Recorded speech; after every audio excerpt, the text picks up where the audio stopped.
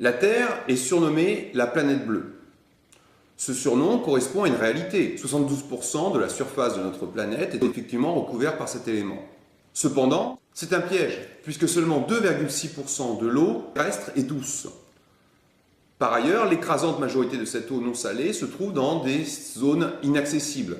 Arctique, Antarctique, nappes d'eau phréatique très profondes. Alors, abondance ou rareté ?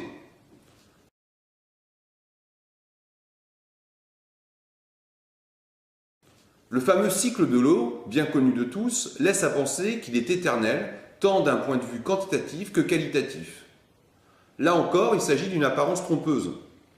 Sur le long terme, les quantités de précipitations peuvent évoluer de façon significative dans des régions fragiles ou de transition. Nous étudierons d'ailleurs la question du Sahel, région de transition entre le climat désertique saharien et le climat tropical. Mais sur un temps plus court, la question qualitative se pose aussi. Pollution, mauvais traitement des eaux usées font que les quantités d'eau disponibles à la consommation peuvent s'affaiblir grandement. Les précipitations sont très inégalement réparties sur la planète. Elles peuvent être très abondantes dans des régions très peu peuplées, le Canada, l'Afrique centrale, l'Amazonie.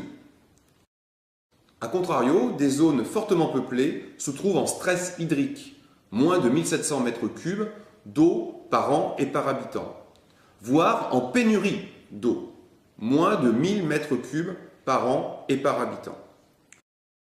La demande d'eau excède les disponibilités, entraînant des coupures d'approvisionnement et des tensions entre les différentes utilisations. Il s'agit de conflits d'usage entre l'agriculture, qui reste souvent le secteur dominant d'utilisation de l'eau, notamment dans les pays des Suds, les besoins domestiques, les besoins industriels, les besoins touristiques.